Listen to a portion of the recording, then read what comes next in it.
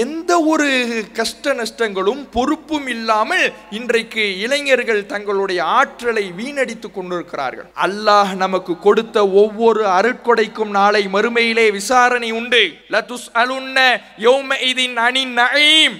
ஒவ்வொரு அருட்கொடை பற்றியும் நாளை மறுமை நாளிலே நீங்கள் விசாரிக்கப்படுவீர்கள். நாளை மறுமை நாளிலே அல்லாஹ்வின் முன்னிலையிலே நிறுத்தப்படுகின்ற பொழுது அல்லாஹ் கொடுத்த ஒவ்வொரு அருட்கொடைக்கும் விசாரணை உண்டு. நம்முடைய உணவுக்கு விசாரணை உண்டு, நம்முடைய உடைக்கு விசாரணை உண்டு. இப்படி நம்மை வாழ வைத்த இறைவன் எதையெல்லாம் நமக்கு தந்திருக்கின்றானோ ஒவ்வொன்றுக்கும் விசாரணை உண்டு.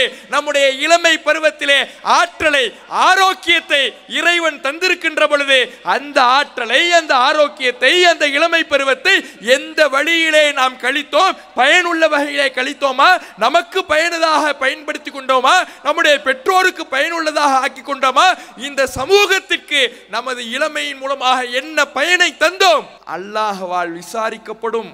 என்ன பதில் இளைஞர்களிடத்தில் இருக்கிறது? சும்மா உட்கார்ந்து இருந்தேன், வீண் பேச்சு பேசிக்கிட்டு இருந்தேன், கேம் விளையாண்டுகிட்டு இருந்தேன், ரீல்ஸ் பார்த்துக்கிட்டு இருந்தேன், அதுல தான் என்னுடைய சந்தோஷங்கள் இருந்தது, இப்படி சொல்ல போகிறோமா? எப்படி நம்முடைய இளமை பருவத்தை கழித்தோம்? அல்லாஹ்விடத்தில் விசாரணை உண்டு. அஸ்ஸலாமு அலைக்கும் வரஹ்மத்துல்லாஹி வபரகாத்துஹு. கண்ணியத்திற்குரிய எல்லாம் வல்ல அல்லாஹ்வின் நல்லடியார்களே, அல்லாஹ்வின் மாபெரும் கிருபையினால் தமிழ்நாடு தௌஹீத் ஜமாத் திருவாரூர் வடக்கு மாவட்டத்தின் சார்பாக ஏற்பாடு செய்யப்பட்டிருக்கிற ஓரிரை கொள்கை விளக்க மாநாட்டில் இஸ்லாம் கூறும் இளமை பருவம் என்ற தலைப்பின் கீழே சில தகவல்களை நாம் அறியவிருக்கிறோம். அல்லாஹ் ரப்புல் ஆலமீன் மனித சமுதாயத்திற்கு பல்வேறு பருவங்களை ஏற்படுத்தி வைத்திருக்கிறான். மனிதன் பெற்றிருக்கக்கூடிய பருவங்களிலேயே மிக சிறப்பிற்குரிய ஒரு பருவமாக ஒவ்வொரு மனிதனும் தன்னளவிலே விரும்புகின்ற ஒரு பருவமாக இளமை பருவம் தான் இருக்கிறது. இதை ஒவ்வொரு மனிதர்களுமே உணர்ந்திருக்கின்றோம். இளமை பருவத்தினுடைய சிறப்புகளை தனியே விளக்க வேண்டிய அவசியம் இல்லை என்கின்ற அளவிற்கு ஒவ்வொரு மனிதனும், ஆண்களும் சரி பெண்களும் சரி, இளமை பருவத்தினுடைய ஆற்றல் குறித்து, அதனுடைய வேகம் குறித்து, அதனுடைய சிறப்புகள் குறித்து அறிந்து வைத்திருக்கிறோம். இதனால்தான் ஒவ்வொரு கொள்கையை சார்ந்தவர்களும், கோட்பாடுகளை கொண்டவர்களும், அரசியல் கட்சிகளும், எல்லா அமைப்பினருமே இளைஞர்களை குறிவைத்து அவர்களுக்கான செயல் திட்டங்களை வகுப்பவர்களாக இருக்கிறார்கள். தமிழ்நாடு தௌஹீத் ஜமாத்தை பொறுத்தவரையிலே இளைஞர்களை வழிநடத்துவதிலே நாமும் குறிக்கோள் கொண்டவர்களாகத்தான் இருக்கிறோம். ஆனால் இந்த நோக்கம் என்பது உலக வாழ்விலே இன்றைய காலகட்டத்திலே நம்முடைய அமைப்பை வளர்க்க வேண்டும் என்பதோ, இதிலே மக்கள் திரளை அதிகமாக காண்பிக்க வேண்டும் என்பதோ கிடையாது. இளைஞர்களுடைய வாழ்வை, மறுமை நோக்கிய அவர்களின் பயணத்தை சீராக சிறப்பாக ஆக்கி வைக்க வேண்டும் என்கின்ற நோக்கத்தில் இளைஞர்களுக்கான வழிகாட்டல்களை தொடர்ச்சியாக நாம் வழங்கி வருகிறோம். அதில் ஒரு பகுதியாகத்தான் அழகிய முன்மாதிரி இப்ராஹிம் அலைஹிஸ்ஸலாம் என்ற செயல் திட்டத்தின் கீழாக ஒரு மாத காலம் இப்ராஹிம் நபியின் இளமை பருவம் என்ற தலைப்பின் கீழாக மக்களிடத்தில், குறிப்பாக இளைஞர்களிடத்தில், ஒரு இளைஞன் தன்னுடைய வாழ்க்கையை எப்படி அமைத்து கொள்ள வேண்டும், ஒரு இஸ்லாமிய இளைஞன் தன்னுடைய ஆற்றலை எப்படி பயன்படுத்த வேண்டும் என்று இப்ராஹிம் நபியினுடைய இளமை பருவத்தை மேற்கோள் காட்டி அவர்களுக்கான அறிவுரைகள் வழங்கப்பட்டது. அதன் தொடர்ச்சியாகத்தான் இந்த மாநாட்டிலேயும் இளைஞர்களை பற்றிய ஒரு தலைப்பு வழங்கப்பட்டு இருக்கிறது. இளமை பருவம் என்பது ஆற்றல் மிகுந்த பருவம் என்பதை நாம் அறிந்து வைத்திருக்கின்றோம். அல்லாஹ்வே அதை உறுதிப்படுத்தி திருமறை குர்ஆனிலே சொல்லி காட்டுகிறான். மனிதனை பலவீனமான நிலையில் நாம் படைத்தோம். சும்ம மின் பஅதி ضعஃபின் குவா, பிறகு அந்த பலவீனமான பருவத்திற்கு பிறகு ஒரு பலம் பொருந்திய பருவத்தை மனிதனுக்கு நாம் ஏற்படுத்தினோம் என்று இறைவன் சொல்லுகிறான். மனிதனுடைய வாழ்வில் இரண்டு விதமான பலவீனமான பருவம் இருக்கிறது.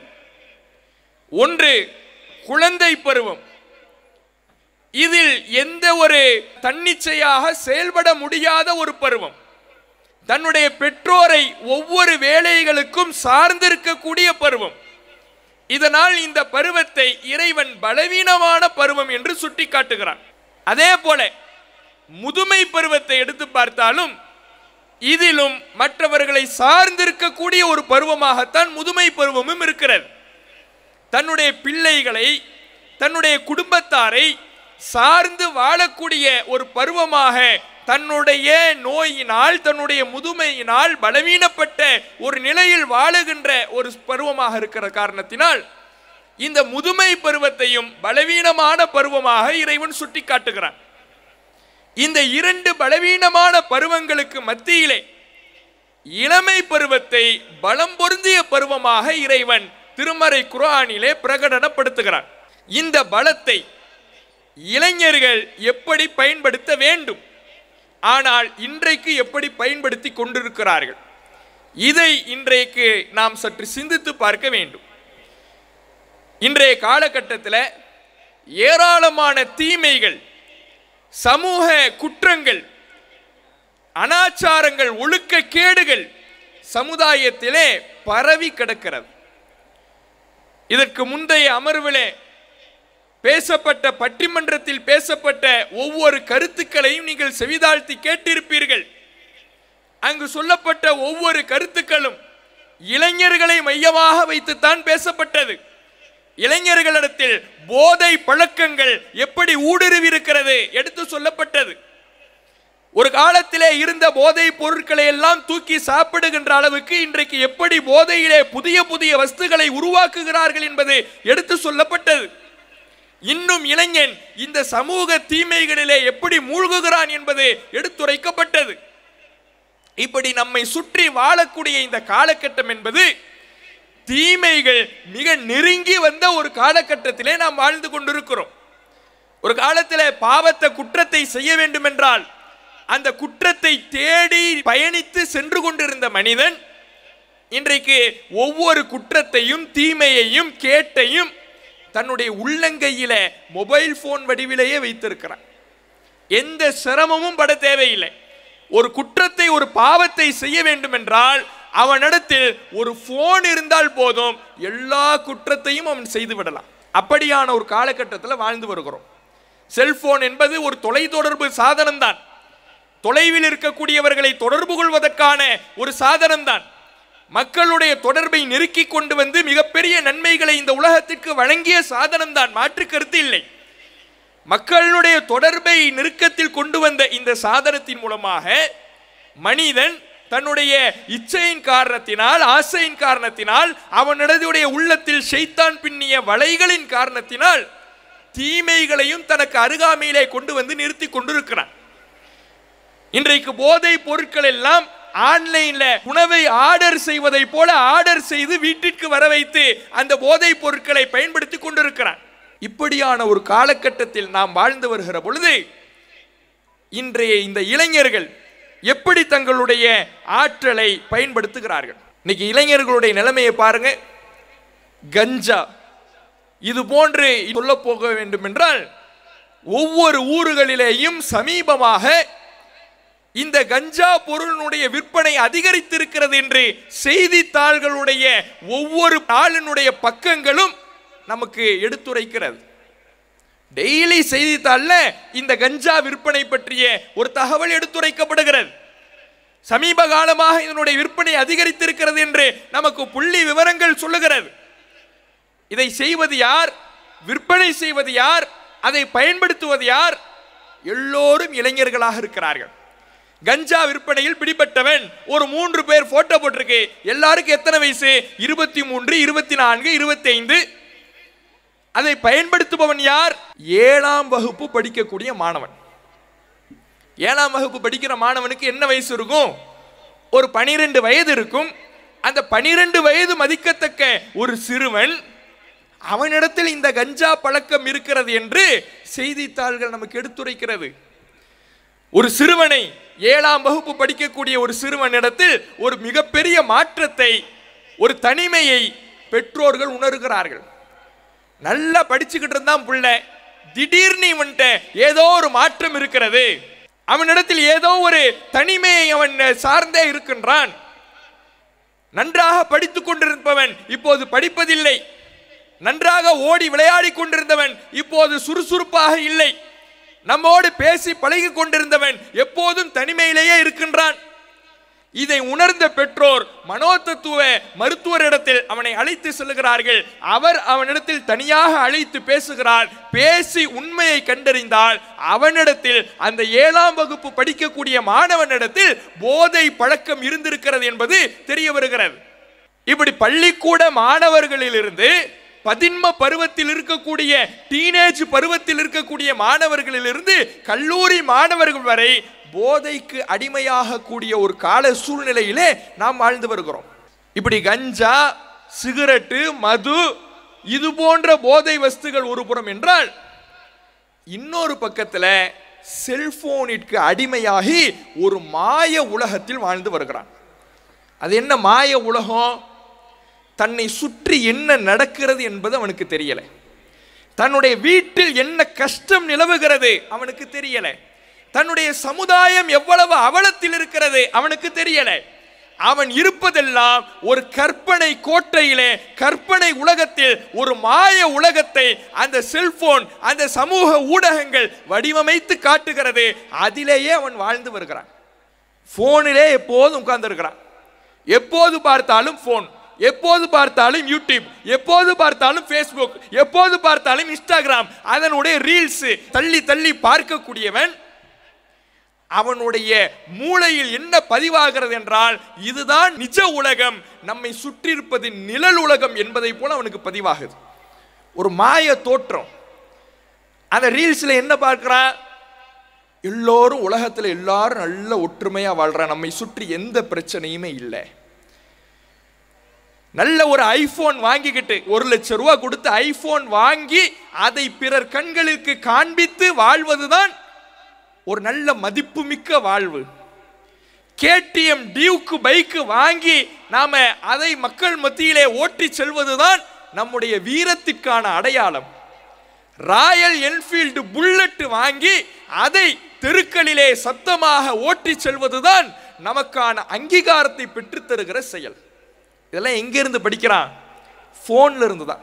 அவன் பார்க்கிற ரீல்ஸ்ல இருந்து தான், அவன் பார்க்கிற யூடியூப்ல இருந்து தான், அவன் பார்க்கிற ஃபேஸ்புக்ல இருந்தும், அவன் பார்க்கிற இன்ஸ்டாகிராம்ல இருந்தும் தான் இது போன்ற தவறான ஒரு மாய உலக பிம்பத்தை அவன் கண்டறிகிறான். அவனுக்கு அதுதான் பெருசா தெரியுது. அப்ப இந்த மாய உலகத்துல வாழக்கூடியவன், செல்போன்ல நாம ஐபோன் வச்சுக்கிட்டாதான் நாம ஒரு மேல்தட்டு மக்கள் என்பது போன்று மக்கள் எண்ணுவார்கள். கேடிஎம் டியூக் பைக் வச்சிருந்தாதான் நமக்கான ஒரு அடையாளம், புல்லட் வச்சிருந்தாதான் நமக்கான ஒரு அங்கீகாரம். இப்படி அவன் நினைக்கும் பொழுது, இந்த மாய உலகத்தில் வாழும் பொழுது, அவனுடைய குடும்பத்தில் என்ன கஷ்டம் இருக்குது அவனுக்கு தெரியல. வீட்டில் சாப்பிடுவதற்கு சிரமப்படுகிறார்கள். தகப்பனார் ஒருவேளை உணவை அந்த குடும்பம் உண்ண வேண்டும் என்பதற்காக வியர்வையை சிந்துகிறார், இரத்தத்தை சிந்துகிறார், பெரும்பாடுபடுகிறார், தன்னுடைய இரவு முழுவதும் கண்விழித்து உழைக்கிறார், கஷ்டப்படுகிறார். அந்த கஷ்டம் அவனுக்கு தெரியவில்லை. எனக்கு புல்லட் வாங்கி கொடுத்தா இந்த வீட்டில் இருப்பேன், இல்லைன்னா இப்பவே இந்த வீட்டிலிருந்து நான் வெளியே போறேன். எனக்கு கேடிஎம் டியூக் பைக் வாங்கி கொடுக்கிறதோ, ஐபோன் வாங்கி கொடுக்கிறது தான் பெற்றோராகிய நீங்க என் மேல பாசமா இருக்கிறதுக்கான அடையாளமே என்று அவன் நினைக்கிறான். நம்மளை பெத்தவங்க, நம்ம தாயி, நம்ம தகப்பன், நமக்கு ஒருவேளை சாப்பாடு போடுறதுக்கு எவ்வளவு கஷ்டப்படுறா அது தெரியல. நம்மளை படிக்க வைக்கிறதுக்கு எவ்வளவு கஷ்டப்படுறா அது கண்ணு முன்னாடி வரல. அவனுக்கு என்ன தோணுதுன்னா, புல்லட்டு ஃப்ரெண்டுடைய தகப்பனார் வாங்கி கொடுத்துட்டு இருக்கிறாரு, என் தகப்பன் வாங்கி கொடுக்கலைன்னா என் தகப்பனுக்கு என் மேல பாசம் இல்லை. அப்ப குடும்ப கஷ்டம் இவனுக்கு தெரியல, குடும்பத்தில் என்ன சூழல் இருக்கிறது தெரியல. இதனால என்ன நடக்குதுன்னா, இந்த செல்போன்லயே மூழ்கிக்கிட்டு இருக்கிறவன் கேம்கள்ல மூழ்கிறான், தன்னுடைய ஒட்டுமொத்த நேரத்தையும் கேம்கள்ல கழிக்கிறான். ஒரு சின்ன பிள்ளைக்கு இருக்கின்ற அறிவு தான் அவன் 25 வயது ஆனாலும் 30 வயது ஆனாலும் அவனுக்கு இருந்துகிட்டே இருக்குது.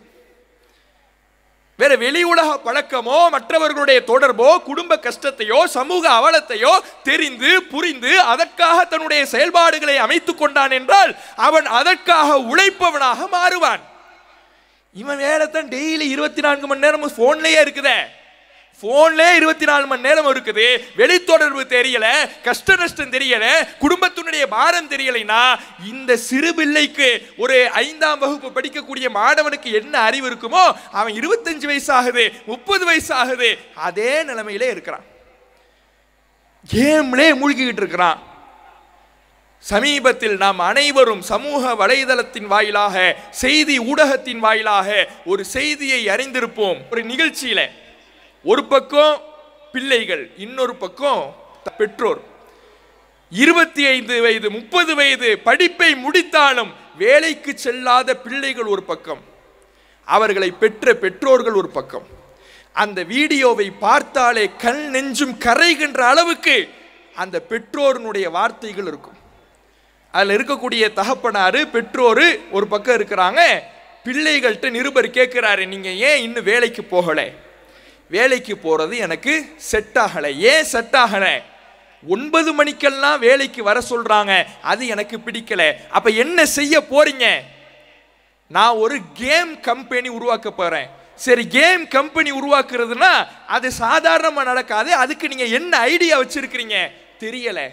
அப்போ உங்களுக்கு கேம் விளையாடுறது தான் பிடிச்சிருக்குதே தவிர உழைக்கணுங்கிற எண்ணம் இல்லை. தகப்பனார் கண்ணீர் வடிக்கிறார். என் பிள்ளைய நான் படிக்க வைக்கிறதுக்காக லட்சத்தை செலவழித்தேன், அந்த லட்சம் என்னுடைய ஒரு நாளிலே எனக்கு கிடைத்து விடவில்லை. பல நாள் தூக்கத்தை இழந்திருக்கிறேன், பல மூட்டைகளை சுமையாக சுமந்திருக்கிறேன். ஆனால் எந்த வழியும் தெரியாமல் வளர்ந்த இவனுக்கு அதை பற்றி புரியல. கேம்ல இருக்கிறான், குடும்ப கஷ்டம் தெரியல, தெரியாமல் அவன் இன்னும் அந்த கேம்கள்லயே இருக்கிறான், வருத்தப்படுறார். இப்போது சொல்லப்பட்ட எந்த விஷயமுமே எங்கோ நடக்கக்கூடிய விஷயங்கள் அல்ல, நம்முடைய ஒவ்வொருவருடைய வீட்டிலும் இருக்கலாம். நம்முடைய பிள்ளைகள் இருக்கலாம், நம்ம இடத்துல ஐபோனை கேட்கலாம், கேடிஎம் பைக்கை கேட்கலாம், புல்லட்டை கேட்கலாம், கேம்களிலேயே எப்போதும் மூழ்கி இருக்கலாம். இதுவெல்லாம் இன்றைக்கு இளைஞர்கள் தங்களுடைய இளமையை இப்படி தவறாக பயன்படுத்தி காலத்தை நேரத்தை வீணடித்துக் கொண்டிருக்கிறார்கள். அப்ப இஸ்லாம் எப்படி இளைஞர்களை பக்குவப்படுத்துகிறது? இன்றைக்கு இளைஞர்களுடைய நிலைமை போதை பழக்கத்திலேயும் மாய உலகத்திலேயும் கஷ்டங்கள் தெரியாமல், பொறுப்பில்லாமல், குடும்பத்தின் பாரத்தை சுமக்காமல், சமூகத்தின் அவலத்தை உணராமல் வாழ்ந்து வருகிறார்களே, இவர்களுக்கு இஸ்லாம் சொல்லக்கூடிய அறிவுரை என்ன? நபிகள் நாயகம் ஸல்லல்லாஹு அலைஹி வஸல்லம் அவர்கள் எப்படியான இளைஞர்களை உருவாக்க நினைச்சாங்க? இப்போது நாம் பார்த்த இந்த தவறுகள் இருக்கக்கூடிய இளைஞர்களையே 2 விதமாக நாம பிரிக்கலாம். ஒரு சாராருக்கு அல்லாஹ்னால என்னன்னு தெரியாது, மார்க்கம்னா என்னன்னு தெரியாது, பெயரளவுல முஸ்லிமா இருப்பான், இவன் ஒரு சாரார். இன்னொரு பக்கத்துல மார்க்கம்னா என்னன்னு தெரியும், அல்லாஹ்னா என்னன்னு தெரியும், இஸ்லாம்னா என்னன்னு தெரியும், ஆனால் அதை நடைமுறைக்கு கொண்டு வராதவனாக இருப்பான். இப்ப இந்த நடைமுறைக்கு கொண்டு வராதவனாக இருக்கிறானே, இவனுக்கு என்ன அறிவுரைகளை மார்க்கம் சொல்லுகிறது?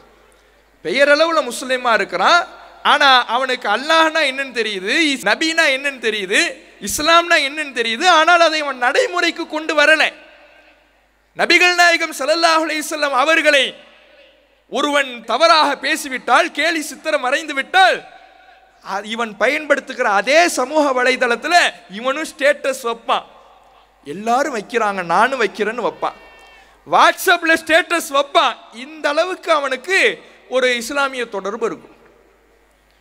அப்ப இப்படி யாரை அவன் நேசிக்கிறானோ அந்த நபிகள் நாயகம் ஸல்லல்லாஹு அலைஹி வஸல்லம் அவர்கள் எப்படியான இளைஞர்களை உருவாக்கினார்கள், எந்த இளைஞர்களை விரும்பினார்கள். அல்லாஹ்வுடைய தூதர் அவர்கள் ஒரு 70 இளைஞர்களை உருவாக்குறாங்க. அந்த 70 இளைஞர்களும் மார்க்க அறிஞர்களாக நபிகள் நாயகத்திடத்தில் பாடம் பயின்று உருவெடுக்கிறார்கள். அந்த 70 இளைஞர்கள் எப்படியான வாழ்க்கை வாழ்ந்தார்கள்? அவர்கள் இரவு நேரத்தில் ஒன்று கூடுவார்கள். நபிகள் நாயகம் ஸல்லல்லாஹு அலைஹி வஸல்லம் அவர்கள் உருவாக்கிய 70 இளைஞர்களும் இரவு நேரத்தில் ஒன்று கூடுவார்கள். எதற்காக? மார்க்கத்தை ஒருவருக்கு ஒருவர் கற்று பரஸ்பர பரிமாற்றம் செய்து கொள்வதற்காக, குர்ஆனை ஓதுவதற்காக. குர்ஆனை கற்று நான் கற்றதை உனக்கு சொல்லித் தருகிறேன், நீ கற்றதை எனக்கு சொல்லித்தா என்று பரஸ்பர பரிமாற்றம் செய்து கொள்வதற்காகவும், தொழுவதற்காகவும், வணக்க வழிபாடுகளில் ஈடுபடுவதற்காகவும் அந்த 70 இளைஞர்களும் ஒன்று கூடுவார்கள். பகல் நேரத்தில் விறகுகளை வெட்டுவார்கள். அன்றைக்கு இருந்த ஒரு பெரும் தொழில் என்றால் விறகு வெட்டி சம்பாதிப்பதுதான். விறகுகளை வெட்டுவாங்க, வெட்டி அதை விற்பனை செய்வார்கள். அதன் மூலமாக சில பொருளாதாரம் கிடைக்கும். அதை என்ன செய்வாங்க? ஏழைகளாக, திண்ணை தோழர்களாக யாரெல்லாம் கஷ்டப்பட்டு கொண்டிருக்கிறார்களோ அவர்களுக்கு உணவு வாங்கி கொடுப்பதற்காக அதை பயன்படுத்துவார்கள். பள்ளிவாசலுக்கு வரக்கூடிய மக்களுக்கு தண்ணீர் அள்ளி கொடுத்து அவர்கள் பயனடைய செய்வார்கள். இது நபிகள் நாயகம் உருவாக்கிய இளைஞர்கள். இரவுல ஒன்று கூடுறாங்க. எதுக்காக ஒன்று கூடுறாங்க? மார்க்கத்தை படிப்பதற்காக, மார்க்கத்தை தெரிந்து கொள்வதற்காக, பரஸ்பர பரிமாற்றம் செய்து கொள்வதற்காக, வணக்க வழிபாடுகளில் ஈடுபடுவதற்காக. இன்னைக்கு இளைஞர்களுடைய நிலைமை என்ன? இவனும் இரவுல ஒன்று கூடுறான். எதுக்காக? எதுக்காக கூடுறான்னு அவனுக்கே தெரியாது. போவான் பைக் எடுத்துக்கிட்டு. ஒவ்வொரு ஊர்லையும் பாருங்க, பைக்கை எடுத்துக்கிட்டு போவான். எங்க போறான்னு அவன்கிட்டே கூப்பிட்டு கேளுங்க, அவனுக்கே தெரியாது. பெட்ரோல் போட வாப்பா வெளிநாட்டில் இருக்கிறாரு, காசு அனுப்புறாரு. அம்மா காசை கொடுக்கலைன்னா சண்டை போடுவோம். ஒரு கட்டத்தில் அம்மா கொடுத்துருவாங்க. பெட்ரோலை போடுறா, சுத்துவான் சுத்துவான் சுத்துவான், ஊர் முழுக்க சுத்துவான். எதுக்காக போறான்? எந்த பிரயோஜனமும் இருக்காது. இதுல போகும் பொழுது சில இடங்கள்ல எல்லாம் பார்த்தா திடீர்னு நாய் குலைக்குது. போய்கிட்டே இருக்கிறான் பைக்கில், திடீர்னு நாய் குலைக்குது. என்னடான்னா பைக் ஹார்னா. ஹார்ட் பேஷண்ட் அந்த ரோட்ல போனான்னு வைங்க, அவ்வளவுதான், அவருக்கு மவுத்து தான். அந்த அளவுக்கு இவனுடைய செயல்பாடு இருக்குது. இப்படி இரவுல சுற்றி கொண்டு இருக்கிறார்கள். ஒவ்வொரு தெரு முனைகளிலேயும் அமர்ந்திருக்கிறார்கள். அந்த தெருமுனைகளில் அமர்ந்து இவர்கள் செய்யக்கூடிய செயல் என்ன? தெருமுனைகள் உட்கார்ந்துப்பா, ஒரு 10 பேர் சேருவார்கள். சேர்ந்து கேம் தான், கேம்களை விளையாடி ஒரே நேரத்தில் எல்லாரும் ஒரே கேமை விளையாடுறது. நேரம் போகும் போகும் போகும், எவ்வளவு நேரம் ஆச்சு இவனுக்கு தெரியவே தெரியாது. அந்த நேரத்தில் பாங்கோசை அவனுடைய செவிகளில் விழும்.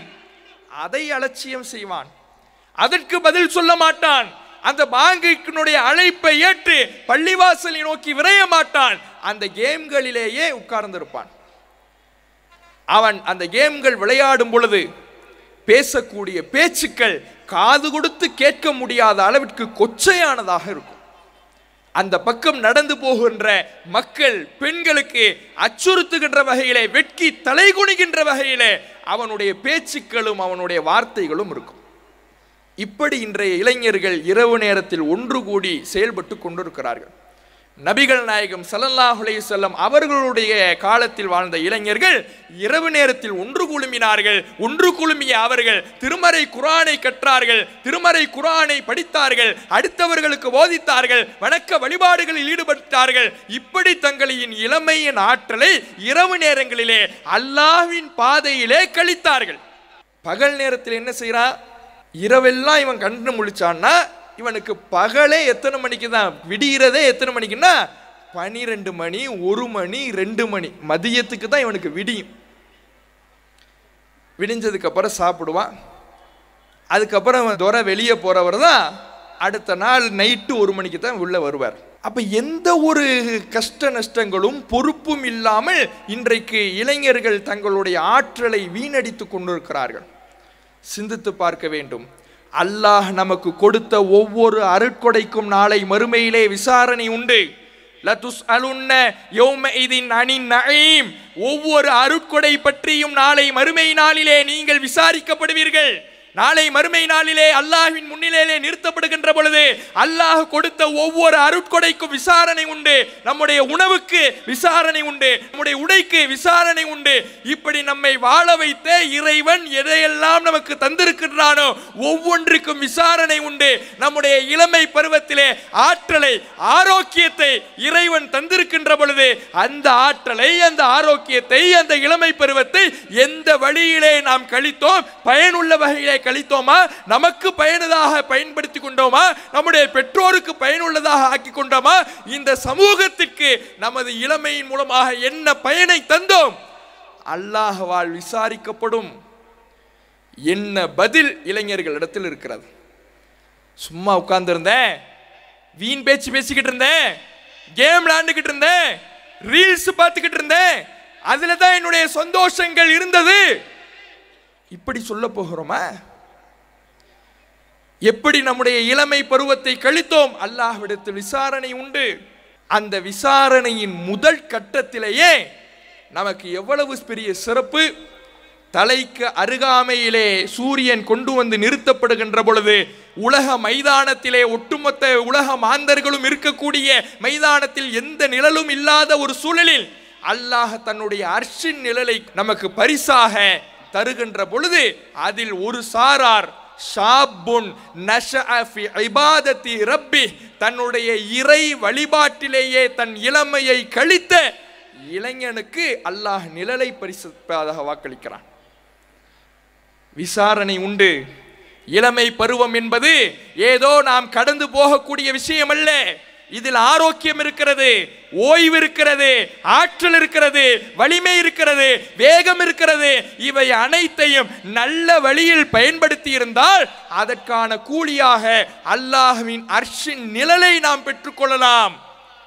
வீணடித்தால், நேரத்தை கழித்தால், வீணான காரியங்களில் நம்முடைய வாழ்க்கையை அமைத்துக் கொண்டால் மறுமையிலே நஷ்டவாளியாக அல்லாஹ்வின் முன்னிலையிலே நிறுத்தப்படுவோம். அல்லாஹ் இன்னொரு சாராரையும் சொல்றான். இறைவனின் நிழலை பெறக்கூடிய சாரார் இறை வழிபாட்டில் தன் இளமை பருவத்தை கழித்தவர்கள். இன்னொரு சாரார் யார்? நரகத்தில் வீசப்படுவார்கள்.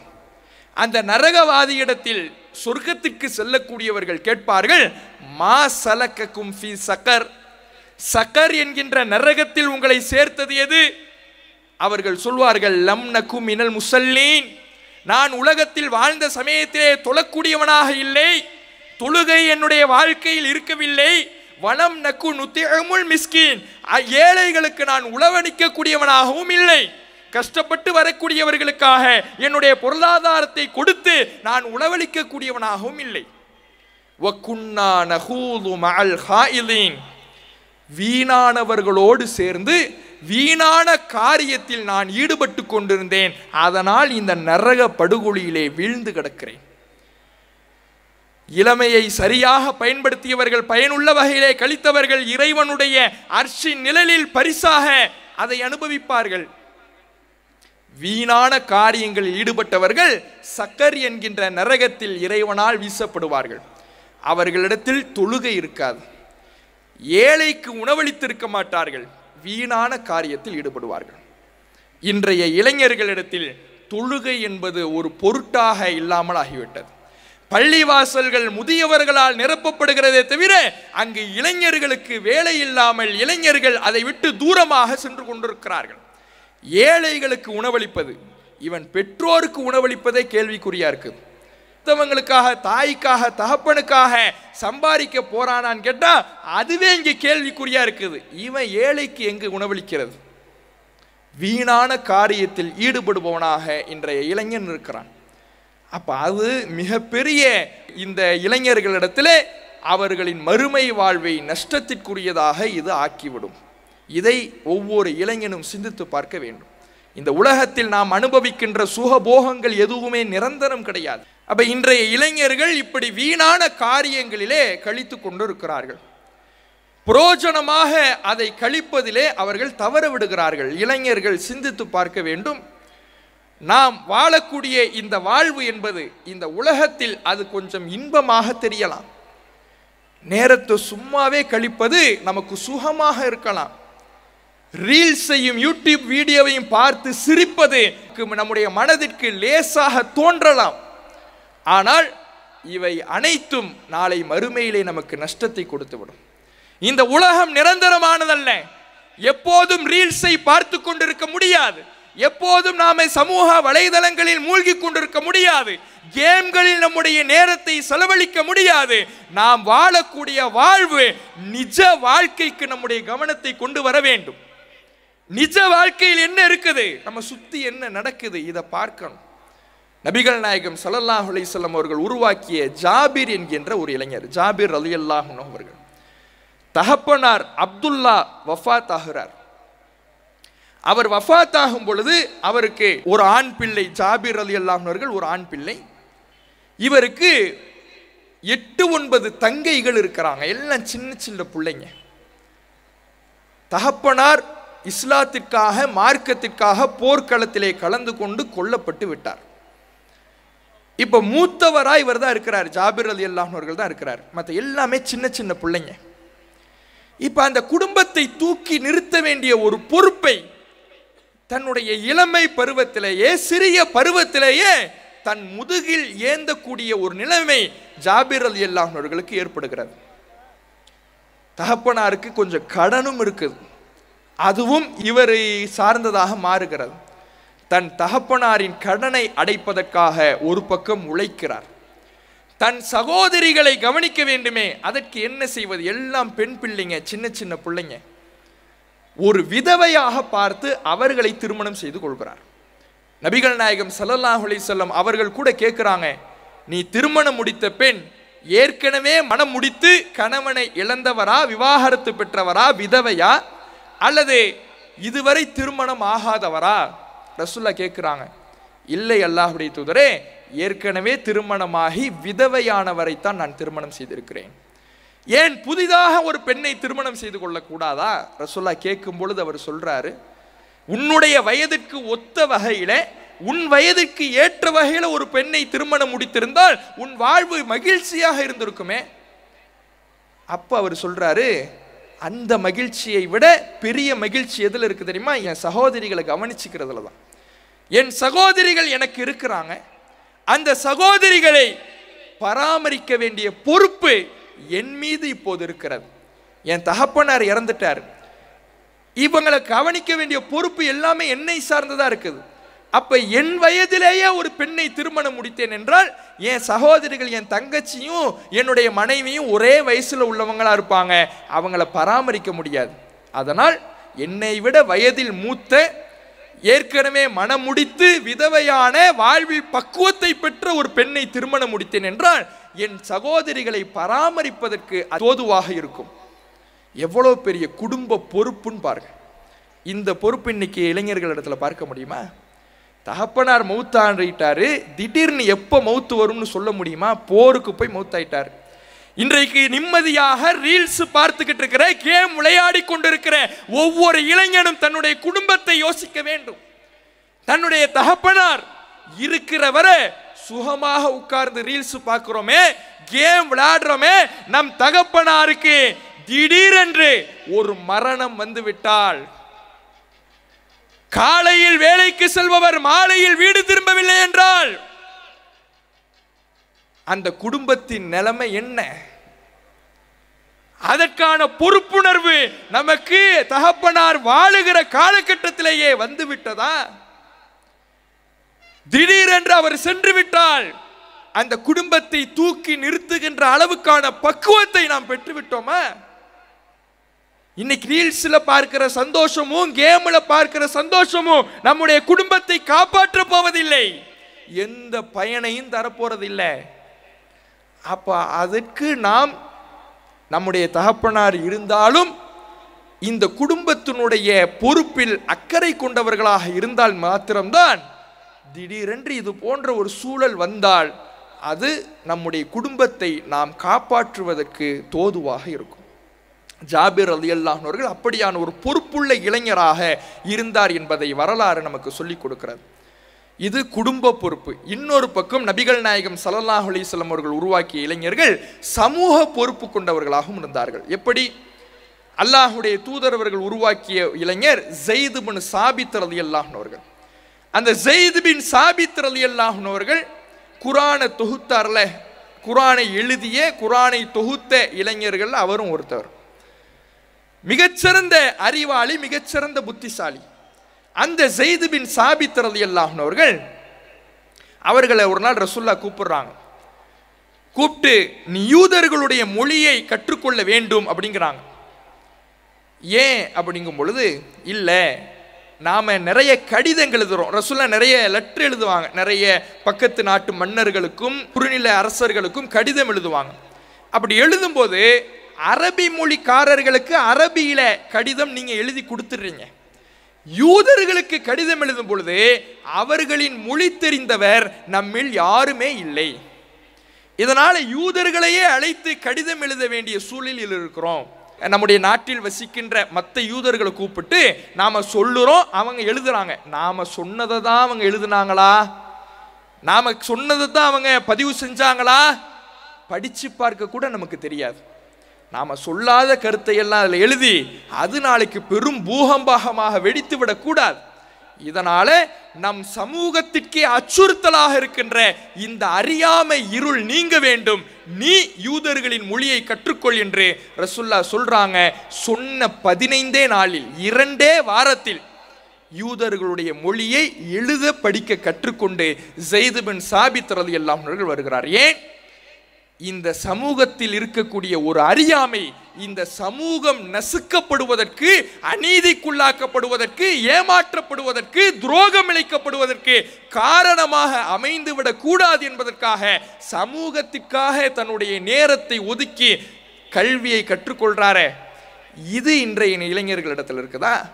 இன்றைக்கு இஸ்லாமிய சமூகம் இந்த இந்திய நாட்டிலே சுதந்திரத்திற்காக எவ்வளவோ பாடுபட்டும் கூட ஏராளமான விஷயங்களில் தொடர்ச்சியாக ஏமாற்றப்பட்டு, முதுகில் குத்தப்பட்டு, துரோகம் இழைக்கப்பட்டு, அநியாயத்துக்குள்ளாக்கப்படுகிறது.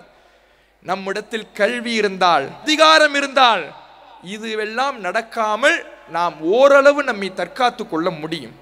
அதனால் நான் கல்வியிலே முன்னேறுகிறேன், நான் கல்வியிலே மேலிடத்திற்கு செல்லுகிறேன் என்று யோசிக்கக்கூடிய, பொறுப்புணர்வோடு நடந்து கொள்ளக்கூடிய இளைஞர்கள் இருக்கிறாங்களா? இவன் குடும்பத்தை பற்றியே யோசிக்க மாட்டேங்கிறானே, அப்புறம் எப்படி சமூகத்தை பற்றி? அப்போ இளைஞர்கள் தனக்கு கொடுத்திருக்கிற அந்த ஆற்றலை பயன்படுத்தி நல்ல வழியில் அதை கழிக்கக்கூடியவர்களாக இருக்கணும். இன்றைக்கு தௌஹீது ஜமாத் சில இளைஞர்களை உருவாக்கி வைத்திருக்கிறது. இன்றைக்கு இந்த மாநாட்டினுடைய ஏற்பாடுகள் பெரும்பாலும் இளைஞர்கள் இவ்வளவு பெரிய ஏற்பாடுகளையும் செய்து முடித்திருக்கிறார்கள். அவர்களில் அரசு துறைக்கான தேர்வுகளை எழுதக்கூடியவர்களும் இருக்கிறாங்க. அதிலே கல்வியிலே பெரும் பெரும் படிப்புகளை படிக்கக்கூடியவங்களும் இருக்கிறாங்க. இன்ஜினியரிங் படித்தவங்க இருக்கிறாங்க. இப்படி எல்லா துறைகளிலேயும் அவர்கள் இருந்தாலும் அல்லாஹ்வின் மார்க்க பணி என்று வருகின்ற பொழுது களத்தில் இறங்கி உழைக்கிறார்கள்.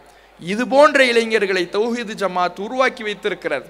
அப்ப இந்த மார்க்க ஏகத்துவ கொள்கை நம்முடைய உள்ளத்தில் வந்துவிட்டது என்றால், இப்ராஹிம் நபியினுடைய கொள்கை நமக்கு ஒழுக்கத்தை போதிக்கும், நல்வழியை போதிக்கும். அதை நோக்கித்தான் மக்களை நாம் அழைக்கிறோம். நம்முடைய இளமை பருவத்தை சரியாக வழிநடத்தக்கூடியவர்களாக, பயன்படுத்தக்கூடியவர்களாக ஒவ்வொரு இளைஞர்களும் இருக்க வேண்டும் என்று சொல்லி எனது உரை நிறைவு செய்கின்றேன். அஸ்ஸலாமு அலைக்கும் வரஹ்மத்துல்லாஹி.